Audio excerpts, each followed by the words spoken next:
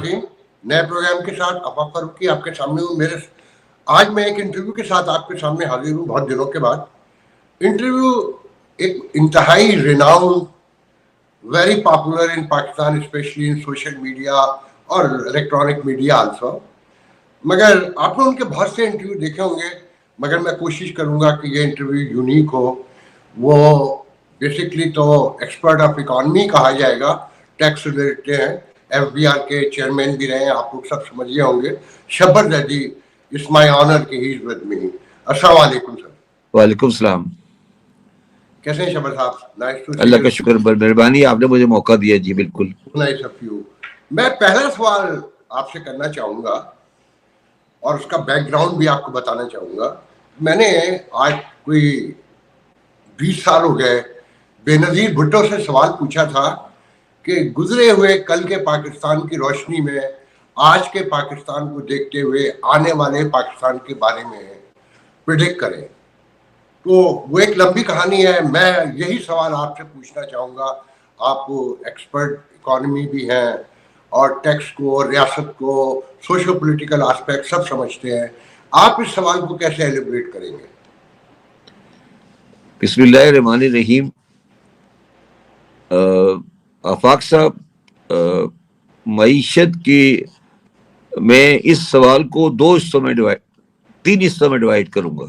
पहले मईशत के हवाले से, फिर सियासत के हवाले से, और फिर अगर आप इजाजत दें तो माशरत के हवाले से। अगर आप इजाजत दें तो मईशत के हवाले से मैं ये कहना चाहता हूँ कि पाकिस्तान का जो माजी है 47 से लेकर, और आप उसको 71 तक ले जाएं, फिर 71 से लेकर उसको आप 2020 तक ले जाएं, वो पाकिस्तान का माजी कंपैरेटिवली बेहतर था उस पाकिस्तान से जिस पाकिस्तान में आज हम रह रहे हैं।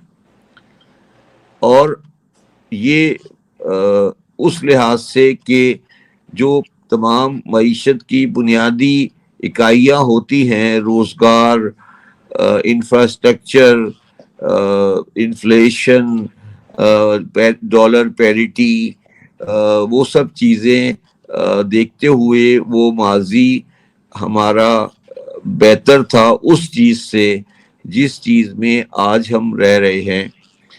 मगर ये जो तनज़ुली हमारी आई है पाकिस्तान की, ये सन 2000 से लेकर 2024 के दौरान आई है।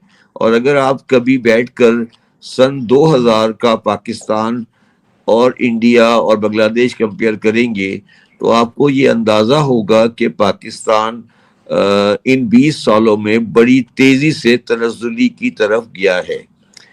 अच्छा, इसमें आफाक साहब जो कुछ आज मैं देख रहा हूँ वो उसी बोए हुए का काटा है जो मैंने जो 47 से लेकर 2000 तक बोया था। मैं उसको बोए का काटा इसलिए कहता हूँ कि हमने सन 47 से लेकर 2000 तक भी कभी अपने पैरों पे खड़े होना नहीं सीखा, और हम बड़ी तेजी से और बड़ी खुशी के साथ आलमी मालियाती इदारे, अमेरिकन की सपोर्ट, वॉर एंड टेरर और अफगान वॉर और इनकी सपोर्ट के डॉलर्स की बुनियाद पर अपनी मईशत को चलाते रहे, PL 480 और ये सब चीज़ें देखते हुए। और जब वो चीज़ें ड्राई अप हुई तो हमारी मईशत परेशान कुन हालात में चली गई। और इसको देखते हुए मैं, अगर आप, ये तो हो गया माजी, हाल जो है वो आपके सामने है। और हाल में अगर आप कोई ये कहता है कि पाकिस्तान के माशी मसाइल हल हो गए तो वो पाकिस्तान के साथ अच्छाई नहीं कर रहा, मगर वो पाकिस्तान के लोगों को गलत राह बता रहा है और सही राह नहीं दिखा रहा। जहां तक सवाल आने वाले पाकिस्तान की मईशत का है, उसमें अब पाकिस्तान इस जगह पे खड़ा है कि वो अपने चीज़ों को اب مزید لوگوں کو ان چیزوں سے دور نہیں رکھ سکتا. اور جو اچھی بات آج میں سمجھتا ہوں تھوڑی سی معاشرے میں پیدا ہوئی ہے وہ یہ ہے کہ لوگوں کو اس بات کا بڑا اچھا ادراک ہے کہ پاکستان معاشی طور پر مضبوطی کی طرف مائل نہیں ہے. اور اس کا بہت واضح جو ثبوت ہے وہ یہ ہے کہ لوگوں کا ٹرسٹ اس کی اکنامک اسٹیبلٹی سے دور ہوتا جا رہا ہے اور نوجوانوں کی بڑی تعداد پاکستان سے مائیگریٹ کرتی جا رہی ہے. یہ مگر میں اس کے ساتھ اس کو کسی مایوسی کی لہر میں تبدیل نہیں کرنا چاہتا. میں ابھی بھی سمجھتا ہوں کہ ہمارے پاس بہت جگہ ہے جس میں ہم اپنی معاشی پوزیشنز کو بہتر کر سکتے ہیں مگر اس کا بہت گہرا تعلق ہماری سیاست سے اور ریجنل سیاست سے اور ہماری معاشرت سے ہے. اب میں آتا ہوں پاکستان کے ماضی کی سیاست، آج کی سیاست اور پاکستان کی آنے والی سیاست کے بارے میں. ہمیں یہ ریئلائز کر لینا چاہیے آفاق صاحب کہ پاکستان میں ہم نے ایوب خان کا دور بھی دیکھا، ہم نے پاکستان میں ضیاء الحق کا دور بھی دیکھا، ہم نے مشرف کا دور بھی دیکھا. ہم نے یہ بالکل یہ بات اگر کوئی کہتا ہے کہ پاکستان میں کبھی کسی دور میں بھی جمہوریت پنپی ہے تو وہ غلط بات کر رہا ہے. پاکستان میں ہمیشہ ایک ادارے کی سپرمیسی رہی ہے سیاست کے اوپر اور وہ رول آگے پیچھے ہوتا رہا ہے. وہی رول آج بھی موجود ہے اور سیاسی ادارے مضبوط نہیں ہیں، جوڈیشری مضبوط نہیں ہے. اور اب سوال آتا ہے کہ کیا ان کے مضبوطی کے ہونے کے کوئی چانسز ہیں؟ یہ بنیادی سوال پاکستان کی معیشت کو بھی ڈٹرمن کرے گا اور پاکستان کی باقی سیاست کو بھی ڈیپینڈ کرے گا. پاکستان میں جو اچھائی ہے اس ٹائم میں جو آئی ہے وہ یہ آئی ہے کہ لوگوں نے یہ ریئلائز کیا ہے پہلی مرتبہ کہ چیزوں کو صحیح ہونا ہے، چیزیں غلط ہیں اور اس کو اچھا. یہ آپ مجھے کہیں گے کہ بار بار میں کہہ رہا ہوں لوگوں نے ریئلائز کیا ہے، مگر یہ میں اس لیے کہہ رہا ہوں کہ میں پاکستان میں بیٹھا ہوں. میں ابھی تھوڑے دن پہلے ہی نارتھ امریکہ سے واپس گیا ہوں. میں نے اس سارے برے سینیریو کو بڑے غور سے دیکھا ہے. میں اس بات پہ کنونسڈ ہوں کہ پاکستانی وہ لوگ جو پاکستان میں بیٹھے ہیں اور جو پاکستان سے باہر بیٹھے ہیں وہ آج کے پاکستان کے سیاسی حالات سے مطمئن نہیں ہیں.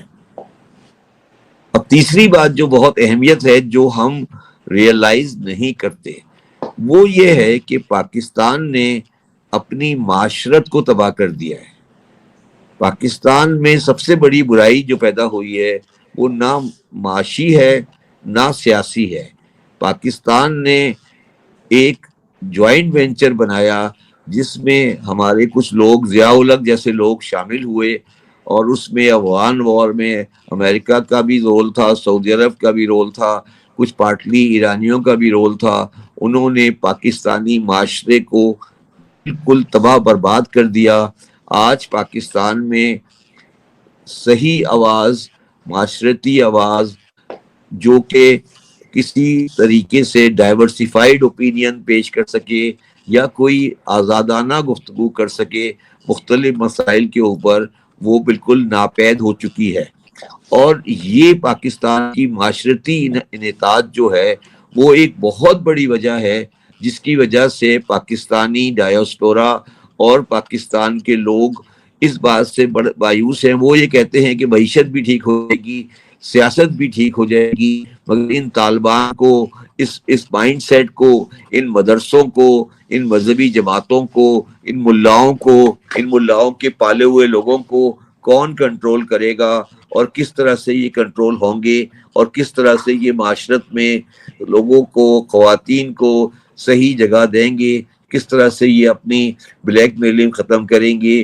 یہ بہت بڑا سوال ہے. مگر اس چیز کا بھی سب سے جو خوشکن پہلو ہے وہ یہ ہے کہ طالبان اور جو مذہبی سوچ ہے وہ پاکستان کے دو بنیادی صوبے جو کہ پنجاب اور سندھ ہے اس میں پوری طرح ناکام ہو چکے ہیں. طالبان صرف لمیٹڈ ہو چکے ہیں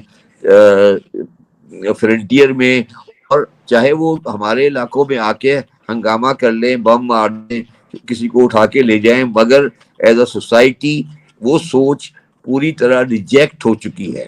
اور وہ سوچ اب پاکستان میں اس بات کی, اب وہ اس کو ریئلائز کیا جا چکا ہے کہ یہ جو مذہبی منافرت کی سوچ تھی, یہ مذہبی چیز کی سوچ تھی, یہ ختم ہو چکی ہے. تو اگر یہ تینوں پہلو جو میں نے آپ کے سامنے رکھے ہیں, ان کو رکھتے ہوئے سامنے اگر میں آپ کے سامنے یہ کہوں کہ پاکستان آج اپنے تاریخ کے بہت اہم دہرائے پہ کھڑا ہے, یہ ایک ایٹمی طاقت ہے, اور جو سینیریو اسرائیل ایران کے جنگ کے بعد ڈیولپ ہوا ہے, اس میں ایک واحد اسلامی جوہری ریاست کا کیا رول ہوگا وہ بڑا اہمیت اختیار کر گیا ہے. اور جب ایسی ریاست جو کہ جوہری توانائی رکھتی ہے, جس کی افواج کی صلاحیتیں بہت بہتر ہیں جو انہوں نے انڈیا کے سامنے ڈیمانسٹریٹ کی ہے, تو کیا اس معاشرے کو آپ معاشی, معاشرتی اور سیاسی طور پر کمزور رکھ سکتے ہیں؟ یہ بڑا ڈینجرس لائن آ گئی ہے اس وقت, اور اس لائن سے ہمیں آگے گزرنا ہے. بدقسمتی کی بات یہ ہے کہ ہمارے پاس سیاسی سوجھ بوجھ رکھنے والا کوئی آدمی نہیں ہے جو ان چیزوں کو سمجھ سکے اور ملک کو آگے نکال سکے. مگر اللہ تعالیٰ کا نظام ہے, کبھی ویکیوم نہیں ہوتا, اور ہم کوئی آگے کی طرف انشاءاللہ بہتر طریقے سے آگے بڑھیں گے. شمبر صاحب, میں اس میں آپ کو بے نظیر کا جو جواب ہے وہ بھی ایڈ کرنا چاہوں گا, اور آپ کے سوال سے ریلیٹ کرتا ہے. انہوں نے کہا تھا کہ اگر پولیٹیکل اور آرمی لیڈرشپ ایک پیج پہ نہیں آئی, اور پھر میرا نام لے کے 3 بار انہوں نے کہا کہ فاروقی صاحب دعا کیجیے گا ڈالر کبھی 100 کا نہ ہو, فاروقی صاحب دعا کیجیے گا ڈالر کبھی 100 کا نہ ہو. جب میں باہر نکلا اس دن تو ڈالر 50 روپے 53 پیسے کا تھا, آج ڈالر 283 کا ہے, اور یہ 350 سے آپ مجھ سے ہزاروں گنا زیادہ بہتر سمجھتے ہیں, اور اب پھر پریڈکشن ہے کہ یہ آگے بڑھ رہا ہے. تو اس کو کیسے سیلیبریٹ کرتے ہیں؟ آپ کو لگتا ہے کہ جو خامیاں ہیں, جو ریاست میں کمیاں ہیں, ابھی آرمی چیف یہاں آئے تھے تو ان سے سوال پوچھا گیا کہ آپ کے ملک میں کرپشن تو بہت اچھا ہے, تو انہوں نے ایک عجیب ہی جواب دیا کہ اللہ کے ساتھ شیطان بھی تو ہے, اور کیا کرپشن امریکہ میں نہیں ہے؟ آپ نے ابھی کہا کہ آپ ابھی نارتھ امریکہ سے گئے ہیں, یہاں کسی لیول پہ ہوگی کہیں, عام آدمی کا کوئی لینا دینا نہیں اس کرپشن سے. میں کہ 40 سال سے رہتا ہوں, میں حلفیہ کہہ سکتا ہوں کہ مجھے آج تک فیل بھی نہیں ہوا کہ کسی نے مجھ سے مانگنے کی کوشش بھی کی ہو. تو اس کو کیسے وہ کریں گے بے نظیر کی بات کو؟ اور جو کل فیصلہ آیا ہے سپریم کورٹ کا, جو بی بی کہتی تھی کہ سیاسی اور آرمی ایک پیج پہ نہیں آئیں گے, تو کیا یہ سب کچھ بہتری کی طرف جاتا ہوا نظر آتا ہے آپ کو؟ دیکھیں فاروقی صاحب, میں ابھی امریکہ میں کینیڈا میں تھا, تو میں نے ایک انٹرویو دیا تھا, اور اس میں نے ایک اسٹیٹمنٹ دی تھی کہ کسی نے مشرف صاحب سے یہ پوچھا کہ what is the best way to keep the army out of politics in Pakistan. تو انہوں نے جواب دیا the best way to keep the army out of politics in Pakistan is to keep army in the politics. ٹھیک ہے, میں اپنے 40-50 سال کے تجربے کی بنیاد پر اور اس 7-8 مہینے کے تجربے کی بنیاد پر جو میں نے عمران خان کے ساتھ بہت قریبی گزارے, اور باجوہ صاحب کے ساتھ میری بے شمار میٹنگیں ہوئیں, میری عاصم منیر صاحب کے ساتھ بھی میٹنگ ہوئی جب وہ TGISI تھے. میں اب یہ سمجھتا ہوں بالکل واضح الفاظ میں, چاہے وہ عام آدمی کو اچھا لگے یا برا لگے, کہ پاکستان پیور वेस्टमिंस्टर डेमोक्रेसी के तहत नहीं चलाया जा सकता। आप आर्मी के इंस्टीट्यूशन को पॉलिटिक्स से दूर नहीं रख सकते। ये अच्छा है या बुरा है, ये अब एक पत्थर पे लिखी हुई तहरीर है जिसे हमें कबूल कर लेना चाहिए, और हमें हाइब्रिड निज़ाम लाना पड़ेगा और हमें लाना चाहिए अगर हम पाकिस्तान के मसाइल को हल करना चाहते हैं। अगर army de facto decision making कर रही है तो उसको डी ज्योरो भी देना पड़ेगा। ये बाहर से बैठ के डी फैक्टो करके हमने मसाइल को बढ़ाया है, कम नहीं किया है। तो मैं ये समझता हूँ जो आप बात कर रहे हैं, ये जो एक पेज की बात कर रहे हैं, ये एक पेज के जब एक पेज पे नहीं होता तो वो आदमी या तो फांसी लग जाता है, या वो उसका जहाज फट जाता है, बम से फट जाता है, या जो कुछ, या वो जेल में चला जाता है, या वो जद्दा चला जाता है। तो आपको ये नहीं हो सकता, तो आपको एक पेज पे लाने के लिए उन लोगों को अंदर लाना पड़ेगा जिनसे आपको शिकायत है, और वो उनका भी पॉइंट ऑफ व्यू ये है कि अगर आप हमको इस ट्रायंगल से निकाल देते हैं तो आपके मुल्क में कत्लो गारत और खाना जंगी हो जाएगी। जो गलत या सही उनका पॉइंट ऑफ व्यू है, ठीक है। तो अब मैं ये समझता हूँ हमें आइन में तरमीम करनी चाहिए और हमें उनको डी ज्योरो पावर देनी पड़ेगी, और वो पावर वो डिस्ट्रीब्यूट करें आपस में पावर, और पाकिस्तान के अवाम के लिए काम करें। फौज भी पाकिस्तान की है और मुल्क भी पाकिस्तान का है। फौज का ऑब्जेक्टिव और पाकिस्तान के सियासतदानों का ऑब्जेक्टिव और पाकिस्तान का ऑब्जेक्टिव अलग अलग नहीं हो सकता। मैंने जिस तरह आपको कहा, आपने बड़ी अच्छी बात की, 100 रुपए का डॉलर, मैंने आपसे इसीलिए कहा था कि आप 2000 का पाकिस्तान देखें, उस वक्त डॉलर 56 रुपए का था और इंडिया का डॉलर 46 रुपए का था। वो पाकिस्तान 2000 से लेकर 2024 तक 56 रुपए का डॉलर 280 रुपए का कैसे हो गया? वो इसलिए हो गया कि हमने अपनी किताबें कभी सही तरह बताई ही नहीं, लोगों को पता ही नहीं थी कि ये किताबें आगे बैलेंस नहीं हो रही। फारूकी साहब, मैं वो आदमी हूँ जिसने 16 दिसंबर 2021 को, जब इमरान खान की गवर्नमेंट थी, उस वक्त पब्लिक स्टेटमेंट दी थी कि ये मुल्क प्रैक्टिकली दिवालिया है, और लोगों ने उसका बहुत शोर शराबा किया था।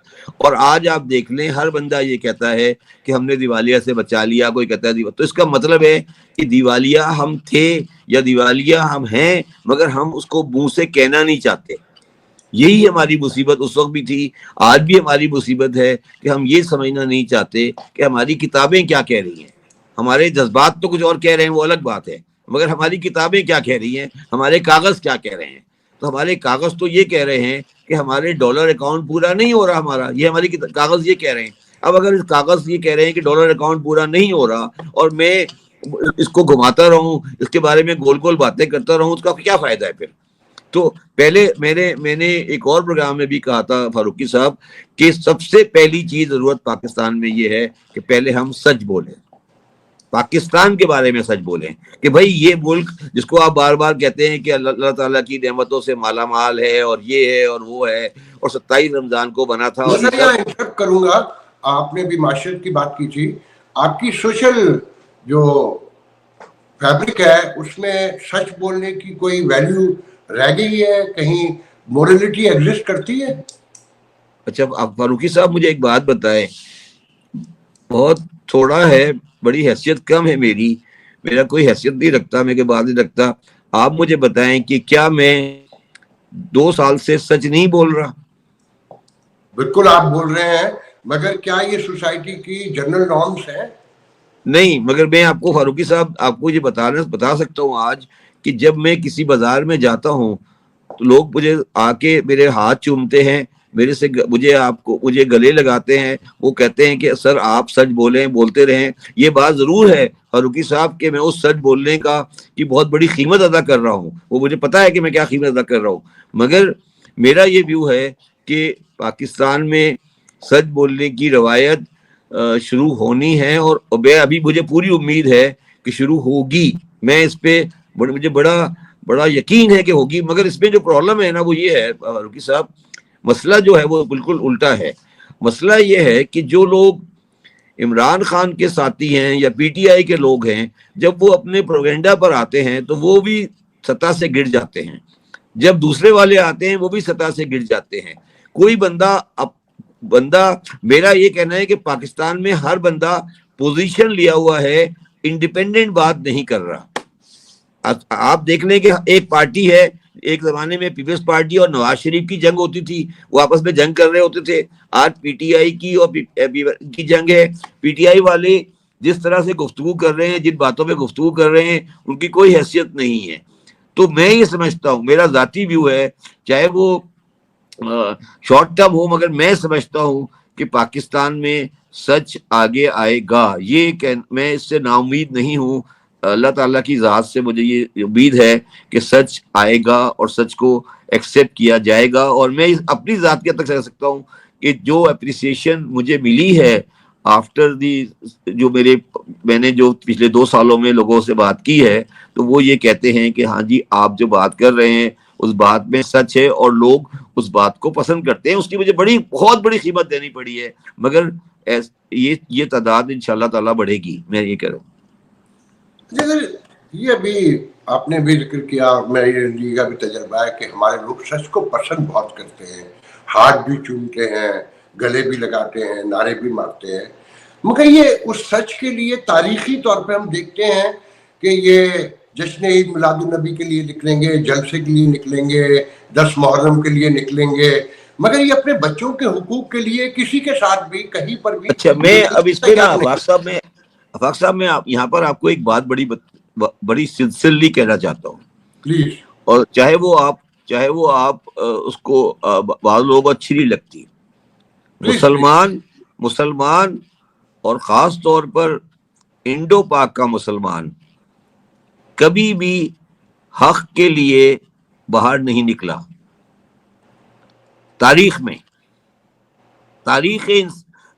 اسلام میں مسلمان نے کبھی حق کا ساتھ نہیں دیا. حق کے امام حسین کے شہید ہونے کے بعد امام حسین کو روتے ضرور رہے ہیں, مگر امام حسین کے ساتھ نہیں آئے کبھی. یہ ان کی تاریخ ہے, یہ مسلمان کی تاریخ ہے کہ مسلمان کبھی حق کا ساتھ نہیں دیتا. یہ ایک مسلمانی تاریخ ہے. آپ چاہے اس کو کسی پیمانے میں ناپ لیں. مجھے ایک واقعہ دکھا دیں جہاں انڈو پاک کے مسلمانوں نے کبھی جلوس نکال کے اپنے حق کے لیے کوئی بات کی ہو. پوری پاکستان کی تحریک میں کوئی جلوس نہیں ہے, کوئی مظاہرہ نہیں ہے. یہ تحفہ ہے ان لوگوں کا, جو پاکستان جو تحفہ ہے وہ ان لوگوں کا ہے جو آپ اس سے بہتر جانتے ہیں. کوئی ایک جلوس بتا دیں جو قائد اعظم نے نکالا ہو, کوئی ایک الفاظ دکھا دیں جو انسانی حقوق کے بارے میں قائد اعظم نے کی ہو, کوئی ایک تقریر دکھا دیں جو ہیومن رائٹ کے بارے میں لیاقت علامہ اقبال نے کی ہو, کوئی کہانی دکھا دیں. اب وہ بات ہو جائے گی, بات آگے بڑھ جائے گی, مگر یہ کہانی وہ نہیں ہے جو ہم سننا چاہتے ہیں یا سنانا چاہتے ہیں. یہ تاریخ اسلام کا تاریخ پہلو ہے. آپ سمجھتے ہیں کہ ڈونلڈ ٹرمپ مسئلہ کشمیر حل کروا دیں گے؟ کیا کرا لیں گے؟ مسئلہ کشمیر حل کروا دیں گے؟ میں آپ کو ایک بڑی انٹرسٹنگ بات بتاؤں. میرے حساب سے مسئلہ کشمیر ہے ہی نہیں. مسئلہ کشمیر کوئی نہیں ہے, مسئلہ پانی ہے. جی جی. دیکھیں آپ, ہمارا پرابلم یہ ہے کہ ہم چیزوں کو کنفیوز کرتے ہیں. 1947 میں پاکستان کا انڈیا کا جھگڑا آکوپیشن آف کشمیر کے اوپر نہیں تھا. کشمیر میں سیز فائر ہوا تھا اس بنیاد پر, انڈیا نے کرایا تھا کہ وہاں پہ رائے شماری ہوگی, ٹھیک ہے, ٹیریٹری ڈیوائیڈ ہو گئی تھی. پاکستان اور انڈیا کا جھگڑا اس بات کے اوپر تھا کہ پاکستانی دریاؤں کا پانی انڈیا نہیں روکے گا. یہ ڈسپیوٹ ہے پاکستان کا اور انڈیا کا. جی. یہ جھگڑا, یہ آپ کشمیر کرتے ہیں, یہ میں اس بات سے ایگری نہیں کرتا کبھی بھی. یہ ایک سمجھ لیں ایک فساد آپ نے کھڑا کیا ہوا ہے اس سینس میں کہ کشمیر کا مسئلہ کشمیریوں کا مسئلہ ہے, پانی کا مسئلہ پاکستان کا مسئلہ ہے. اس کو 2 حصوں میں ڈیوائیڈ کریں. کشمیر کے ساتھ آج بھی ہم کھڑے ہیں, ہمارا انڈیا سے جھگڑا کشمیر کے اوپر نہیں ہے، کشمیریوں کے ساتھ دینے پر ہے. ہمارا جھگڑا انڈیا کے ساتھ پانی کے اوپر ہے، اور پانی کے اوپر ہم نے 1962 میں نہرو کے ساتھ معاہدہ کیا ہے. ٹھیک ہے، اور انڈیا اس معاہدے کو کمپلائی نہیں کر رہا. ٹھیک ہے، اس نے کہا ہے کہ وہ معاہدے کو ڈس ایگری کرے گا. میں آپ کو یقین سے کہہ سکتا ہوں آج کہ ٹرمپ پانی والے مسئلے پر انڈیا کو ساتھ ملا لے گا، پاکستان کے ساتھ چلا دے گا. پانی کبھی نہیں روکا جائے گا پاکستان کا. وہ جو مرضی امت شاہ جو مرضی کہتا رہے، مودی جو مرضی کہتا رہے، پانی کا جو معاہدہ 1962 میں نہرو اور ایوب خان کے درمیان ہوا تھا وہ اپنی جگہ کھڑا ہے، اور انڈیا پانی کے مسئلے پر پاکستان کے خلاف کنفرنٹیشن نہیں لے گا. یہ ان کی سیاسی چال ہے. اب رہ گیا سوال کشمیر کی رائے شماری کا. کشمیر کی رائے شماری جو ہوگی یا کشمیر کا جو مسئلہ ہے، وہ مسئلہ میرے ذاتی حساب سے وہ ٹرائیپارٹائٹ کی طرف جائے گا. اور جو انڈیا نے آرٹیکل 370 اور 35A جو کہ ختم کرایا ہے، وہ ٹرمپ اس کے لیے آگے بڑھیں گے، اور شاید وہ دوبارہ ریوائیو ہو جائے کیونکہ مودی کی پوزیشن ٹھیک نہیں ہے. تو کشمیر کا جو مسئلہ ہے اس کو پانی کے مسئلے سے ساتھ جوڑ کے دیکھیں. اور جب ٹرمپ یہ کہتا ہے کہ تجارت شروع ہوگی تو وہ اس بات کی طرف اشارہ کر رہا ہے کہ کشمیر کا مسئلہ کشمیریوں کے تھرو حل ہونا چاہیے.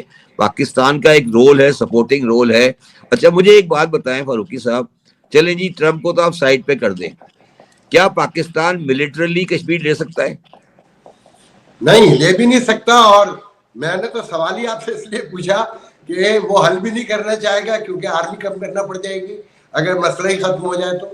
وہی تو میں عرض کر رہا ہوں نا. تو یہ تو آپشن ہی ہمارے پاس نہیں ہے نا کہ ہم کشمیر کے لیے ملٹری کی جنگ کریں. یہ تو ہمارے پاس آپشن ہی نہیں ہے نا. اگر انڈیا ہمارے پاس جنگ تھوپتا ہے وہ الگ بات ہے، مگر ہم یہ تو نہیں کر سکتے کہ ہم لائن آف کنٹرول کراس کر کے سری نگر کی طرف بڑھنا شروع کر دیں. یہ نہیں ہو سکتا. ٹھیک ہے، یہ آپشن ختم ہو چکا ہے. مگر ہم اس بات کے لیے بالکل کلیئر ہیں کہ کشمیریوں کو فیصلہ کرنا ہے. اچھا اب اس میں جو سب سے امپورٹنٹ بات ہے جو پاکستانی ریئلائز نہیں کرتے وہ یہ ہے کہ کشمیر میں 2024 میں الیکشن ہوا ہے، اور کشمیر کے الیکشن میں عمر عبداللہ کی پارٹی بی جے پی کی پارٹی کو ہرا کر پاور میں آئی ہے. بالکل. اور انہوں نے آرٹیکل 370 اور 35A کے بارے میں بڑی سیدھی پوزیشن لی ہوئی ہے. ٹھیک ہے، تو کشمیر کو کشمیریوں کو حل کرنے دیں. پاکستان اور انڈیا کو چاہیے کہ وہ اس معاملے کو سیٹل کریں. مگر مجھے یہ معاملہ فاروقی صاحب حل ہوتا ہوا نظر آ رہا ہے.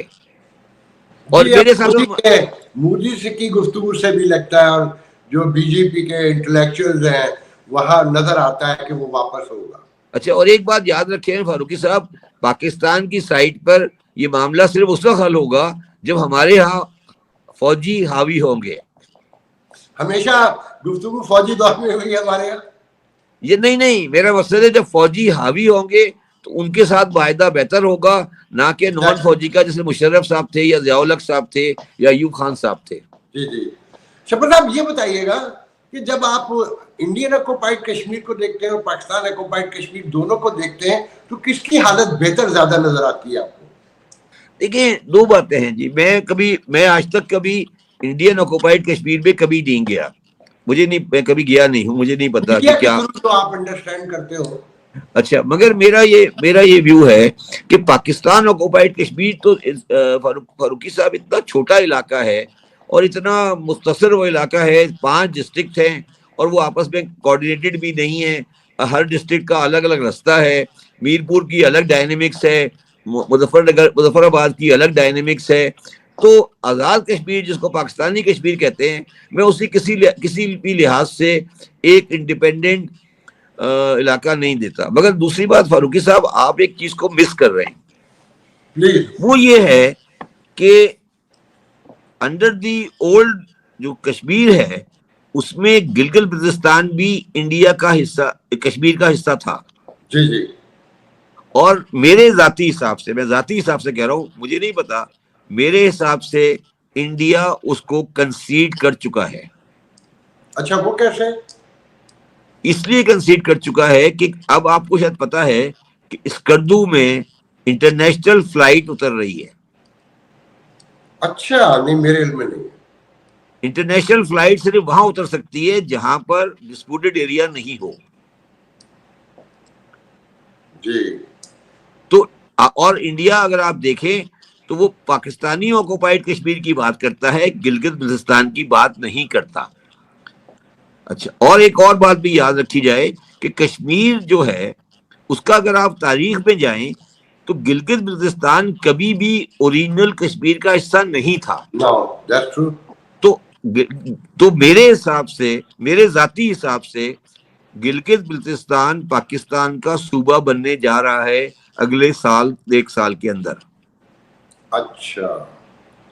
اور آپ دیکھیں، آپ نے کبھی غور کیا ہے کہ گلگت بلتستان آزاد کشمیر کا حصہ نہیں ہے ہمارے آئین میں؟ جی جی جی. کیوں نہیں ہے؟ اچھا سر، میں رینڈم کوشچن کر رہا ہوں آپ سے ریلیٹ کرتے ہوئے، یہ کرپٹو جو ہے پاکستان کی اکانومی کو کیسے ہیلپ کر سکتا ہے اور ایک عام آدمی کی زندگی میں کیا تبدیلی لا سکتا ہے؟ کہ آپ کیا کہہ رہے ہیں ٹرمپ کیوں کر رہا ہے؟ یہ کرپٹو کرنسی جو ہے، دیکھیں آپ نے پتہ نہیں میری پوزیشنز کو واضح کیا ہوگا. میں کرپٹو کرنسیز کے بارے میں بالکل نیگیٹو خیالات رکھتا ہوں. جی میں سن چکا ہوں، میں نے اپنے طور پر سوال کیا ہے، میں وہ سن اچھا چکا ہوں. دیکھیں آفاق صاحب، کرپٹو کرنسی یا کرنسی وہاں آپریٹ کر سکتی ہے جہاں پر ایکسچینج ریگولیشن نہیں ہو.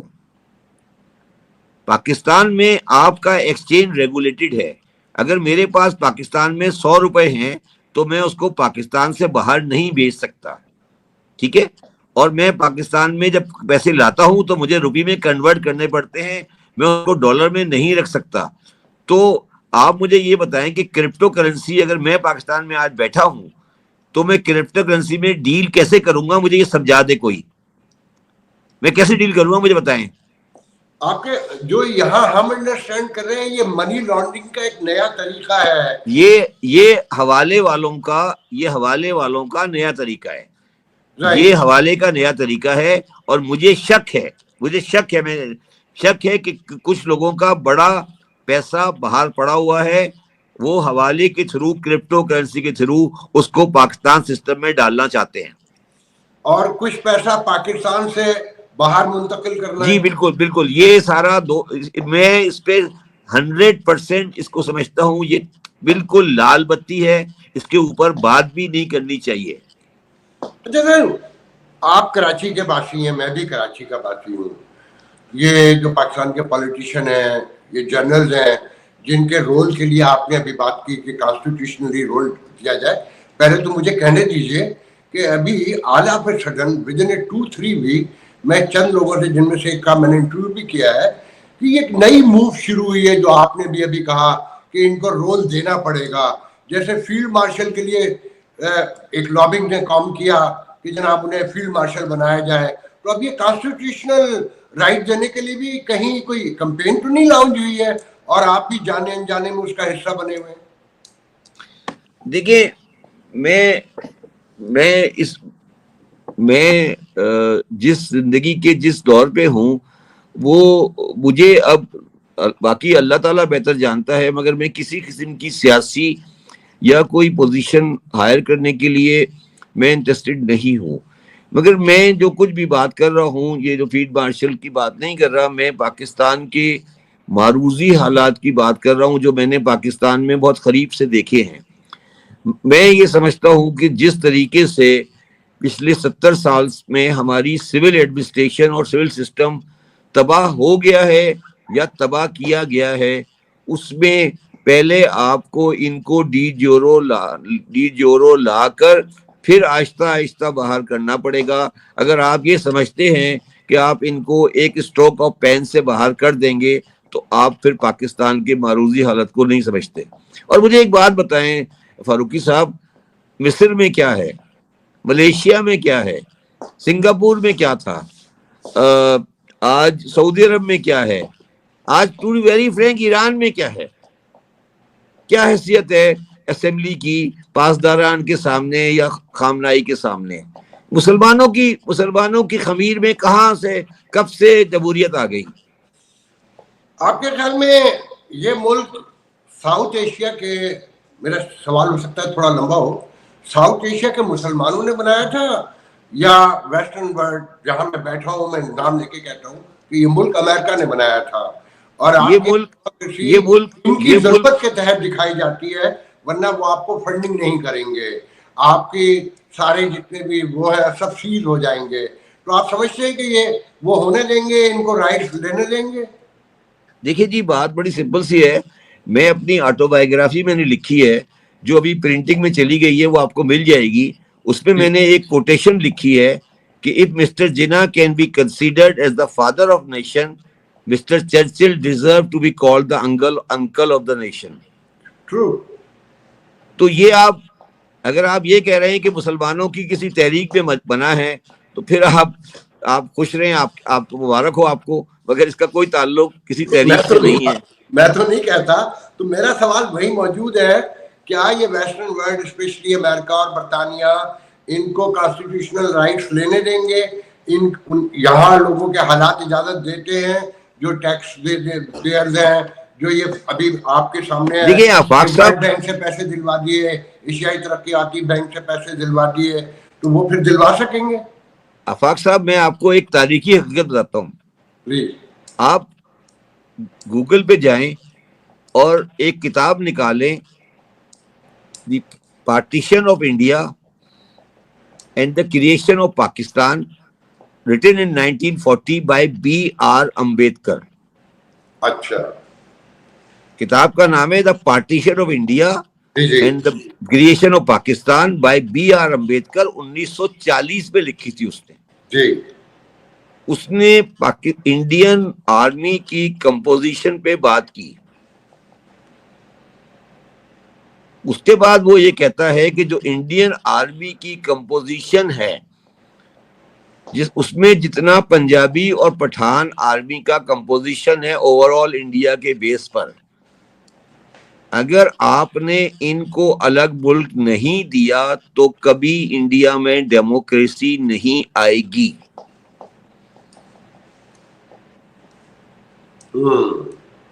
یہ کتاب پڑھ لیں، جا کے گوگل میں موجود ہے، سب کے سامنے موجود ہے. میں نے نہیں لکھی ہے، 1940 میں لکھی ہے B.R. امبیڈکر نے، اور اس نے ایک ایک فیکٹس اینڈ فیگر دیا ہوا ہے. وہ جا کر کتاب پڑھ لے کوئی آدمی، پھر میرے سے بات کر لے کہ پاکستان کی تحریک کی بنیاد پاکستان. اس نے ایک بڑا انٹرسٹنگ سوال اور کیا. اس نے کہا کہ یہ آرمی جو ہے، جو آرمی ہماری انڈین آرمی ہے، جس میں پنجابی اور پٹھان مسلمان ہیں، کل کو اگر اس پہ افغانستان حملہ کرے گا تو یہ ان کے ساتھ ہوں گے یا ہمارے ساتھ ہوں گے؟ سوال ہے اس کا، امبیڈکر کا سوال ہے. امبیڈکر نے سوال کیا ہے کہ اگر کل کو ہم انڈیا یونائٹڈ رہتا ہے اور وہاں سے حملہ ہوتا ہے افغانستان سے یا ایران سے، تو یہ جو آرمی ہے انڈین آرمی، جس میں میجورٹی اور بڑی تعداد پنجابی اور پٹھان مسلمانوں کی ہے، یہ کس کے ساتھ جائیں گے؟ سر میری بات سنیں، میری بات کو فاروقی صاحب لکھ لیں کہیں. یہ جو واگا کا بارڈر ہے نا، یہ طالبان کو دہلی سے بچانے کے لیے ہے. واہ. اگر واگا کا بارڈر نہیں ہوتا تو طالبان آج سیدھے کابل سے اٹھ کے دہلی جاتے، جو وہ 3000 سال جاتے رہے ہیں. نہرو ایک انٹیلیجنٹ آدمی تھا، اس نے کہا یار ادھر بارڈر بناؤ، یہ نیچے کراچی کی طرف بھیجو ان سب کو. آپ سمجھ رہے ہیں میں کیا کہہ رہا ہوں؟ سر یہ یو پی، اڑیسہ، بہار کے مسلمانوں نے جو بڑی تہذیب، بڑے ایجوکیشنسٹ اور بڑے ہائی مورل اور بڑی تہذیب، ان کو کیسے دیکھتے ہیں اس پورے بیک گراؤنڈ میں، پراسپیکٹو میں؟ دیکھیں میرا تعلق یو پی کے تہذیب سے تعلق رکھتا ہے. ہماری تعداد وہاں پہ کبھی بھی 15% سے زیادہ نہیں رہی. آفاق صاحب جی جی. یو پی اور بہار میں کبھی یو پی بہار اور حیدرآباد دکن میں کبھی بھی مسلمانوں کی تعداد 15% سے زیادہ نہیں رہی، ٹھیک ہے، اور 15% انسانوں نے 1000 سال حکومت کی. یہ آپ غور کریں، اس کو غور کریں میں کیا کہہ رہا ہوں. اچھا، اور اس پہ ایک اور غور کریں، اس کو اور آگے غور کریں. 15% مسلمانوں نے 1000 سال حکومت کی، اور ان جب مغلیہ سلطنت ٹوٹی تو وہ 3 سلطنتوں میں ڈیوائیڈ ہو گئی، اور تینوں سلطنتیں اہل تشیع کی تھیں، شیعوں کی بن گئی.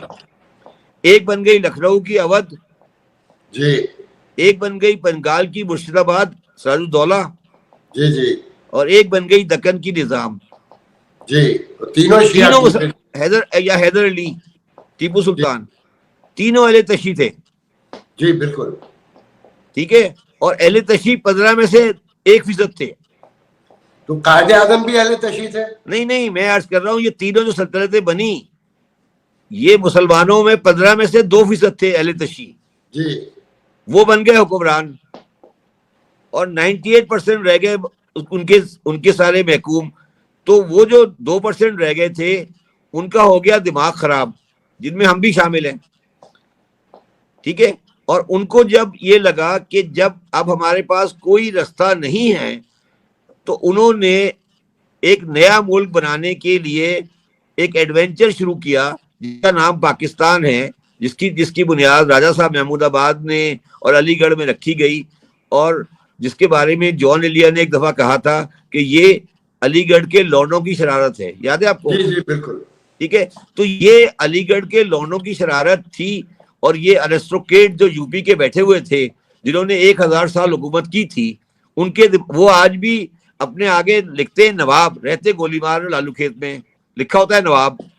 جی دیکھیں نا، کراچی میں آ جائیں، لیاقت آباد میں بیٹھا ہوگا، گولی مار میں بیٹھا ہوگا، کسائی کی دکان ہوگی، نام ہوگا نواب محمد، اور آگے لکھا ہوگا نواب. تو وہ جو نوابی ہے ان کی، وہ نکل گئی، انہوں نے کوئی ڈھنگ سے کام نہیں کیا. تو اس کے بعد یہ گورے نے کہا کہ ہم تمہارے لیے، تمہارے جو مسلمان صوبے ہیں ان کے لیے ملک بنا رہے ہیں. انہوں نے اس کا ساتھ دے دیا، اور اس کا آج جو کچھ بھی ہے وہ آپ کے سامنے ہے. یہ آپ کے سامنے پوزیشن ہے. آج بھی 18 کروڑ مسلمان انڈیا میں رہتا ہے. It is the second largest. Hindustan کے سر ایک بہت مشہور اداکار تھے قادر خان، آپ نام سے واقف ہوں گے. تو میں نے ان کا ایک انٹرویو کیا تھا، تو انہوں نے کہا تھا میں دعوے سے کہتا ہوں کہ ہندوستان میں مسلمان 30 کروڑ سے بھی زیادہ ہے. ہاں بالکل صحیح کہہ رہے ہیں. وہ تو بلا شبہ زیادہ ہے. اچھا سر، کراچی کو کیسے دیکھتے ہیں؟ آپ نے ابھی سنا ہوگا کہ نیو یارک میں زوران ممدانی، ایک یوگانڈا کمپالا میں پیدا ہونے والا انڈین نژاد بیسکلی، اور 800 زبانیں بولنے والے شہر میں نہ ہونے کے برابر مسلمانوں میں 8 لاکھ یہودی جہاں رہتے ہوں، جو نتن یاہو کو کھڑے ہو کے جنوسائیڈ کا مجرم قرار دیتا ہو، جو مودی کو بچر کہتا ہو، وہ جیت جاتا ہے، اور یہاں میجر اکثریت اس کے ساتھ جاتی ہے. اس میں کراچی کو کیسے دیکھتے ہیں اس صورتحال؟ دیکھیے، میں آپ کو ایک بات سمجھاؤں.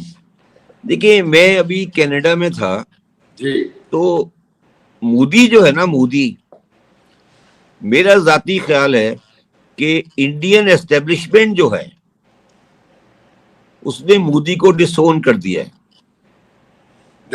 یہ ایگزیکٹلی یو آر رائٹ. اور میں کینیڈا میں تھا، انہوں نے مجھے بتایا کہ کینیڈین پولیس نے ایکچوئل ایویڈنس دیا ہے کہ جو بندہ سکھ مارا گیا تھا اس میں انڈین گورنمنٹ انوالو ہے. جی ٹھیک ہے. تو جو آپ لوگ جو بیٹھے ہیں سویلائز معاشرے میں، وہ اس طرح کی باتوں کو پسند نہیں کرتے، کیونکہ آپ کا تو بیسیکلی آپ کی بقائی اس بات کے اوپر ہے کہ سویلائزیشن رہے. ٹھیک ہے نا. تو اگر زوران ممدانی بچر کہتا ہے مودی کو، تو وہ ایکچولی اس سے کریڈٹ لے رہا ہے، ڈیبٹ نہیں لے رہا، کیونکہ وہ انڈینز خود یہ سمجھتے ہیں کہ مودی ایک بچر ہے، کیونکہ وہ انہوں نے اس چیز کو ایکسیپٹ کر لیا ہے. دوسری بات یہ ہے کہ آپ یہ ریئلائز کریں کہ زوران ممدانی جو ہے وہ، جہاں تک میری انفارمیشن ہے، میں پورا کریکٹ ہوں یا نہیں کریکٹ ہوں، زوران ممدانی کا والد جو ہے وہ اہل تشیع خوجہ ہے، مگر وہ پرسنلی خود گجرات جو سے ہے، مجھے یہ پتا ہے مگر اتنا نہیں پتا کہ وہ نہیں خوجہ ہے. وہ مجھے پتا ہے کہ وہ اہل تشیع خوجہ ہے، یوگینڈن جو شیعہ ہوتے ہیں وہ ہے، مگر زوران ممدانی اپنے طور پر ایک ایتھیسٹ ہے. جی ٹھیک ہے. اور آپ کا جو معاشرہ ہے، جس معاشرے میں آپ لوگ بیٹھے نیو یارک میں، وہ اس طرح کے لوگوں کو پسند کرتے ہیں. میرے ذاتی ویو ہے بالکل وہ، درست. کیونکہ یہ مذہب جو ہے وہ لوگوں کو ڈیوائیڈ کرتا ہے، مذہب لوگوں کو جوڑتا نہیں ہے. تو جو بالکل آدمی مذہب کی بات کرتا ہے وہ لوگوں کو ڈیوائیڈ کرتا ہے. تو زوران ممدانی جو ہے، اگر وہ سیکولرسٹ ہے یا وہ ایتھیسٹ ہے یا وہ نان کنفرمسٹ ہے یا وہ کمیونسٹ ہے، تو وہ ایک یونیفائنگ فورس ہے، نہ کہ وہ ڈیوائیڈنگ فورس ہو. تو بالکل وہ درست. میرے حساب سے اس لیے میں سمجھتا ہوں کہ اس کے پاس ایک بہتر ہے. جہاں تک کراچی کا سوال ہے، کراچی میں ہم نے جو برے دن دیکھنے تھے وہ دیکھ لیے، اور ہم تقریباً ایم کیو ایم کے کنائیونس میں، مطلب میں کہتا ہوں ایم کیو ایم اس پہ پارٹی تھی، ایم کیو ایم کی کنائیونس کے ساتھ میں بھی ان کو غلط سمجھا تھا، مگر ایم کیو ایم کی کنائیونس کے ساتھ ہم اکنامک جینوسائیڈ کا شکار ہوئے ہیں. اچھا میں بہت بڑا لفظ استعمال کر رہا ہوں آپ، جی جی آئی کین ہم امیجن. اکنامک جینوسائیڈ کا شکار ہوئے ہیں. مگر پاکستان کی جو اکنامکس اب ڈیولپ ہو رہی ہے، اس میں پاکستان کو اگر سروائیو کرنا ہے اکنامکلی، تو اس کو کراچی کو چلانا پڑے گا. اور میں کیوں کہہ رہا ہوں کراچی کو چلانا پڑے گا؟ کیونکہ پاکستان کے پاس ایکسپورٹیبل سرپلس نہیں ہے. تو پاکستان کو وہ ماڈل لانا پڑے گا جو آج ویتنام میں ہے، کہ آپ چیزیں امپورٹ کریں، یہاں مینوفیکچر کریں، واپس ایکسپورٹ کر دیں، جس کے لیے صرف پورٹ سٹی چل سکتا ہے، نان پورٹ سٹی نہیں چل سکتا. اور جو آپ ٹائم ضائع کر رہے تھے گوادر کے اوپر، وہ ٹائم ضائع کرنا ختم کریں. وہ ٹائم ضائع کرنا تھا. گوادر کبھی بھی ڈیولپ نہیں ہو سکتا اگلے 50 سال. آپ سمجھتے ہیں کہ دنیا کا واحد شہر ہے جسے گاؤں دیہاتوں سے لوگ نکل کر آئے ہیں، جنہوں نے سویلائزیشن دیکھی نہیں تھی، وہ اس شہر کو مینیج کرنے کی کوشش کر رہے ہیں، تو وہ شہر کچھ پروڈیوس کر سکتا ہے؟ نہیں دیکھیں وہ، مگر آپ میری بات سنیں آفاق صاحب، ہم کہتے ہیں کہ لاہور بڑا اچھا ہے، پنجاب بڑا اچھا چل رہا ہے، ٹھیک ہے. مگر یہ بتائیے کہ جب پٹھان یا سرائکی روزگار کے لیے کہاں آتا ہے؟ کراچی موسٹلی. کیوں آتا ہے؟ پورٹ سٹی ہے. نہیں، پورٹ سٹی ہے تو پورٹ تو ختم ہو گئی. آخر اس کا مطلب ہے کہ ایک انسان پرور شہر ہے نا، ہے نا. بالکل. پنجاب آپ کہہ رہے ہیں بڑی ترقی کر رہا ہے، نواز شریف صاحب بڑی ترقی کر رہے ہیں، یہ کر رہے ہیں وہ کر رہے ہیں، کیوں نہیں سرائکی لاہور جاتا؟ کیوں نہیں پٹھان لاہور رک جاتا؟ سوات والا کیوں کراچی آتا ہے؟ مگر اب سرائکی تو لاہور میں بھی اسی پیمانے پہ ہیں جیسے نہیں، کراچی. مگر سر سرائکی کے لیے تو لاہور، دیکھیں ہم تو تباہ برباد ہے نا، مگر وہ ہمارے پاس کیوں آ جاتا ہے؟ اس لیے آ جاتا ہے کہ اس تباہی کے باوجود بھی شہر آج چل رہا ہے. دیکھیں آفاق صاحب ایک بات کو ریئلائز کریں، میرے شہر کی آبادی 3 کروڑ پلس ہے. جی. کوئی میٹرو نہیں ہے، کوئی پبلک سروس نہیں ہے، کوئی پبلک ٹرانسپورٹ نہیں ہے، کوئی پولیس نہیں ہے پراپر، کوئی پراپر پانی نہیں ہے، کوئی پراپر بجلی نہیں ہے، مگر شہر زندہ ہے. یہ ہمارے لوگوں کی ریزیلینس ہے. آپ سمجھے میری بات کو؟ کون سا یہاں رکیے گا شبر صاحب، یہ ریزیلینس کا لفظ جو آپ نے استعمال کیا بیسکلی تو ملامت کار کے ہیں، مگر امریکن اس کو انٹائرلی ڈفرینٹ دیکھتے ہیں. وہ کہتے ہیں ریزیلینس کا مطلب ہوتا ہے کہ جن حالات میں اس نے سروائیو کرنا سیکھ لیا، اس نے نہیں سر، ہاں مطلب یہ بے آ گئی. نہیں، کا مطلب یہ کہ انہوں نے گورنمنٹ کے بغیر زندہ رہنا سیکھ لیا ہے نا، گورنمنٹ کے بغیر زندہ رہنا سیکھ لیا ہے نا. اب آفاق صاحب میں صرف یہ کہہ رہا ہوں کہ اگر آپ کراچی سے گورنمنٹ کو نکال دیں نا تو ہم ترقی کر جائیں گے. اگر آپ کراچی سے آج یہ بتہ گیری نکال دیں نا تھانے داروں کی اور اس کی، تو کراچی ترقی کر لے گا. میں یہ کہہ رہا ہوں، لوگوں جن نے کو یہ آپ سیکھ لیا ہے. کانسٹیٹیوشنل رائٹ دینے کی بات کرتے ہیں وہ پورا سسٹم ہولڈ کرتے ہیں.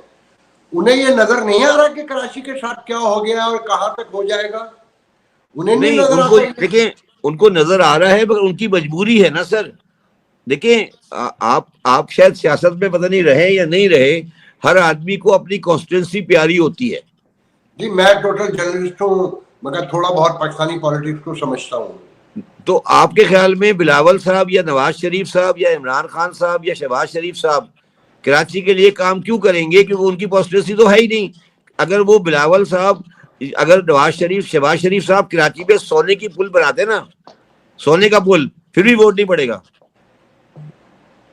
وہ بات درست ہے، مگر جو ملک کو چلا رہے ہیں، جو چھوٹے چھوٹے سے اداروں میں انٹرپٹ کرتے ہیں اور اپنے بندے لے جا کے بٹھاتے ہیں وہاں پر، اگر کیونکہ آپ پاکستان میں ہیں، میں بہت سی باتیں نہیں کرنا چاہوں گا، انہیں نہیں نظر آ رہا ہے کہ یونیورسٹی روڈ کھود دیا ہے، 1.5 سال سے بند ہے، اور اس پہ فین لگا کے بھی کروڑوں روپے خرچ کیے جا رہے ہیں، اور ٹریفک. انہیں سب نظر آ رہا ہے، انہیں سب نظر آ رہا ہے. وہ آخری کوشش کر رہے ہیں کہ کسی طرح سے اس شہر کو قبرستان بنا دیں، مگر انہیں یہ پتہ، وجہ یہ تو نہیں ہے کہ اسٹیبلشمنٹ پھنسی ہوئی ہے 2 صوبوں میں، کے پی کے میں، بلوچستان میں. اسٹیبلشمنٹ کو ہم بہت زیادہ نمبر دیتے ہیں. اسٹیبلشمنٹ بھی اتنی قابل نہیں ہے اتنا ہم سمجھتے ہیں ان کو. نہیں، میں کچھ اور کہہ رہا ہوں کہ وہ 2 صوبوں میں تو پھنسے ہوئے ہیں، دہشت گردی، انتہا پسندی، بغاوت، جو بھی نام دیں، اور پنجاب میں انہیں پولیٹیکل ریزسٹنس کا سامنا ہے. تو یہ صوبے میں بھی اگر وہ لڑائی شروع کر دیں گے تو وہ بھی ہاتھ سے نکل جائے گا. نہیں، دیکھیں میری بات سمجھیں، انہوں نے جو انٹیریئر سندھ کی پولیٹیکل پارٹی ہے اس کے ساتھ ایگریمنٹ کیا ہوا ہے کہ آپ ہمارے لیے زندہ رہیں گے، ہم آپ کے لیے زندہ رہیں گے،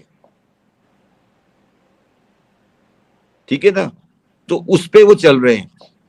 اب ہمارا جو سوال ہے، کراچی والوں کا سوال یہ ہے کہ اب ہمیں ایک بنیادی فیصلہ کرنا پڑے گا کہ ہم نے جو پاسٹ میں سیاسی غلطیاں کی ہیں، اور جو سب سے بڑی غلطی آفاق صاحب میں سمجھتا ہوں آج سے نہیں ہو رہی بلکہ یہ 1964 سے فاطمہ جناح کے زمانے سے ہو رہی ہے، کہ کراچی ہمیشہ نیشنل پالیٹکس سے الگ ووٹ دیتا ہے. جی، کبھی جماعت کو ووٹ دے دیتا ہے، کبھی ایم کیو کو ووٹ دے دیتا ہے، کبھی نیشنل پارٹی کو ووٹ نہیں دیتا.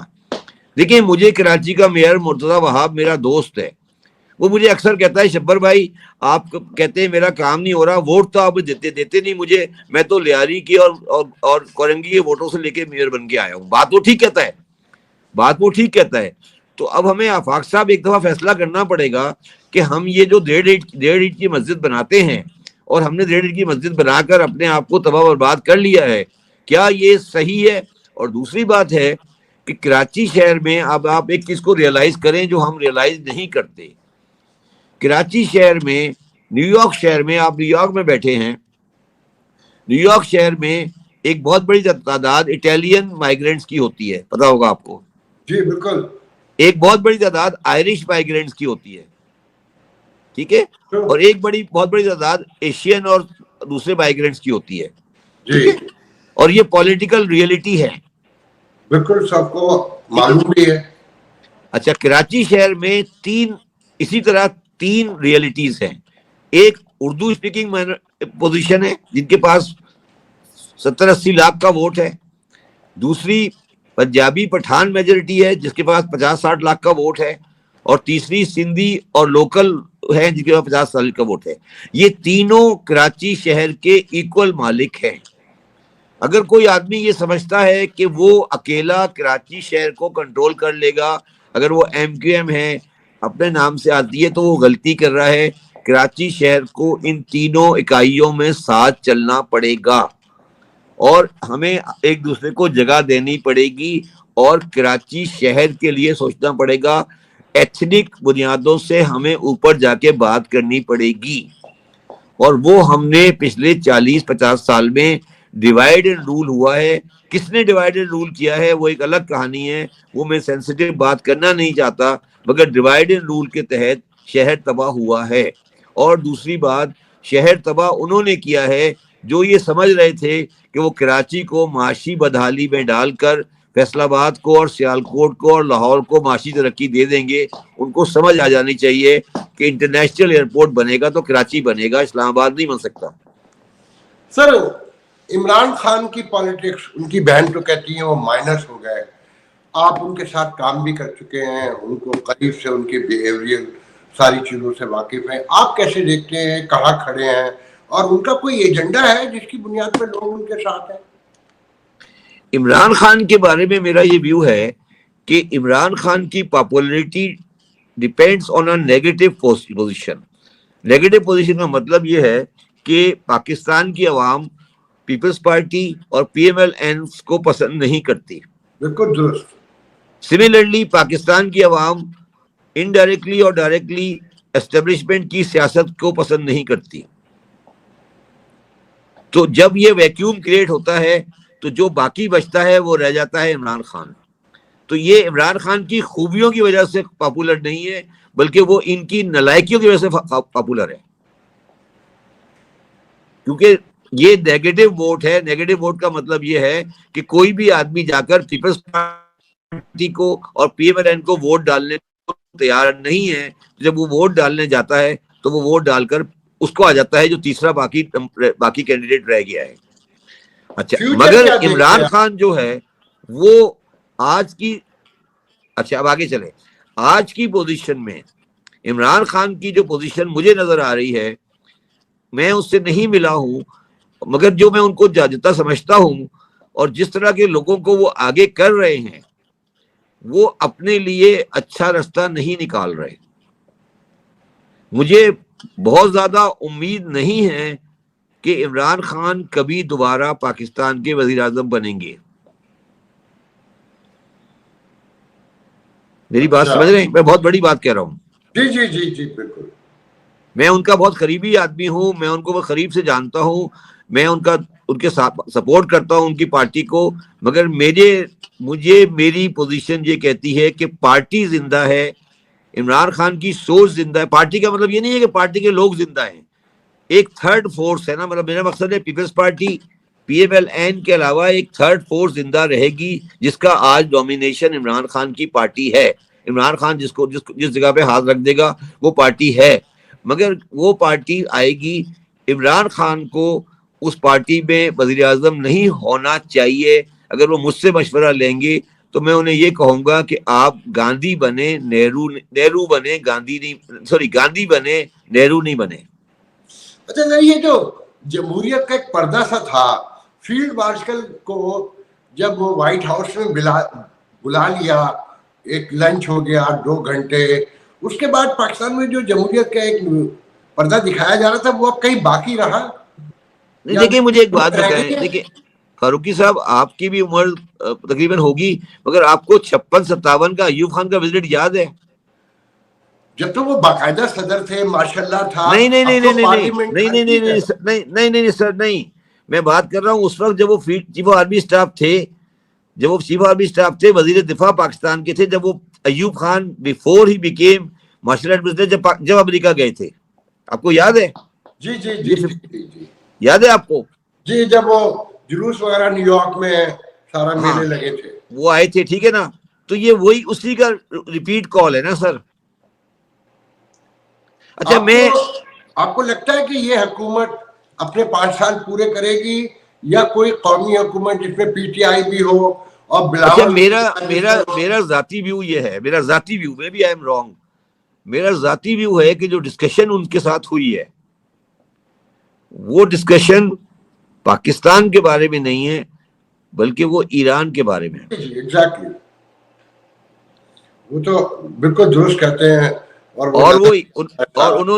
انہوں نے جو کچھ بھی ایران میں بعد میں ہوا ہے ان کو کانفیڈنس میں لیا گیا ہے, اور وہ کانفیڈنس میں لے کر وہ سب کچھ ہوا ہے. اور میرا نہیں خیال کہ ٹرمپ نے ان سے پاکستان کی سیاست ڈسکس کی ہے. یہ میرا ذاتی ویو ہے, میں بھی آئی ایم رانگ. بالکل صحیح ہے, مگر اس کا ایک ریپرکشن تو ہے نا. تو آپ سمجھتے ہیں کہ یہ حکومت نہیں, مگر میں نے آپ کو کہا نا, میں آپ کو کیا کہہ رہا ہوں, میں آپ کو یہ کہہ رہا ہوں مجھے یہ بتائیے کہ کیا 2024 کے الیکشن کے بعد فارم 45 اور 47 کے بعد جو آج پاور میں ان کی کوئی حیثیت ہے؟ नहीं, कुछ भी नहीं। अच्छा सर, मैं नया सवाल आपसे पूछूंगा। देखिए, एक आम आदमी, बिल्कुल लेमैन, जो मजदूर है, जिसे अपने घर का बच्चों की स्कूलिंग और घर की ग्रॉसरी, रेंट, बिजली, उसे कोई मतलब नहीं होता है कि डेमोक्रेसी है, अथॉरिटेरियन सिस्टम है, और कौन है कि कमिश्नर जो है वो अल्लाह देता है कि कृष्णा लाल है और माइकल हार्ट है, ही गिव अ डैम। ये जो पाकिस्तान है, जो इस्लाम का नाम भी लेके और पचासियों लेके फ्रॉड जो नजर आता है, अब सारी चीजें उसमें आप समझते हैं कि ये जो आम आदमी है, जो 44% बिलो द पॉवर्टी चला गया है, और 16% को तो रोटी ही नसीब नहीं है मुकम्मल तौर पे, आपको लगता है कि कोई हालात में बेहतरी कहीं मुस्तकबिल करीब में, या ये जो निचले लेवल पर मुकम्मल करप्ट हो गया निज़ाम, एक रियासत की तारीफ पे आप समझते हैं? तो ये बताएं कि क्या ये मुल्क अब रियासत की तारीफ पे भी पूरा उतरता है, और क्या इसमें कोई बेहतरी नजर आती? उम्मीद रखना एक अलग बात है, मगर क्या आपको कोई ऐसी चीजें नजर आ रही जिससे आप ये कह सकें कि इसमें अब बेहतरी हो रही है? देखिए, मैंने कहा ना आपको कि अगर आप मुझसे, मैं आपसे ये कहूं कि बेहतरी नजर आ रही है तो मैं झूठ बोलूंगा, मैं साफ बात कर रहा हूं, ठीक है। मगर मैं आपको ये कह रहा हूं कि 25 करोड़ का मुल्क है, और 25 करोड़ का मुल्क जो कि जौहरी तवानाई है, जिसके पास एक बहुत बड़ी आर्मी है, जिसकी एक लोकेशन भी है, जिसके पास कोई बुनियादी वजह नहीं है कि वो तरक्की नहीं करे, तो मेरी ये फीलिंग है कि ये जो रुकावटें हैं, तरक्की की राह में रुकावटें हैं, वो दूर होंगी। और आप अगर मुझसे पूछें कि रुकावट क्या है, तो रुकावट वो फलसफा है जो हम मईशत से ऊपर लाके रख देते हैं हर 5 साल बाद या 10 साल बाद, कि भाई हमारा मकसद, आपने कहा ना पॉवर्टी, आप मुझे एक बात बताएं कि आपने पाकिस्तानी मीडिया में कभी पॉवर्टी के बारे में कोई बात सुनी है? पाकिस्तानी मीडिया में आवाज कभी नहीं है। पॉवर्टी के बारे में गुफ्तगू सुनी है आपने? कोई उनका नहीं, सब्जेक्ट ही नहीं। वो तो मैनेज मीडिया है ना। नहीं, मैनेज मीडिया की बात नहीं है, जो मैनेज नहीं भी है ना जी, जो मैनेज नहीं भी है, वो मीडिया भी प्रोपेगेंडा बेस्ड है, वो उसको बीमारी लगी हुई है इस्लाम की, जी बिल्कुल। उसको बीमारी लगी है मजहब की, उसको बीमारी लगी है एंटी इंडिया की। आपने उनको टीके लगाए हुए हैं ना बहुत सारे, एंटी इंडिया, मजहब, एंटी अमेरिका, एंटी इसराइल, ये सारे टीके लगे हुए हैं उनके बहुत सारे। जब उनके सारे इन टीकों का इतना बड़ा जोर है कि वो कभी अपने असली मसाइल की तरफ जाता ही नहीं है। मैंने आपको कहा ना कि ये जो सारे 4-5 टीके हैं ना, जब ये टीके आहिस्ता आहिस्ता खत्म होंगे तो पाकिस्तान, मैं पाकिस्तान का वाहिद आदमी हूं, आपको पता है मैं पाकिस्तान का वाहिद आदमी हूं जिसने ये बयान दिया था कि पाकिस्तान को इसराइल को तस्लीम कर लेना चाहिए, ठीक है। मैंने ये बयान दिया था कि ईरान का मुल्ला रजीम ठीक नहीं है। मैं आपको ये कह रहा हूं कि ये, और मैंने ये कहा था कि पाकिस्तान को सेकुलर रियासत बनाना चाहिए, पाकिस्तान को इंडिया के साथ ताल्लुकात सही करने चाहिए।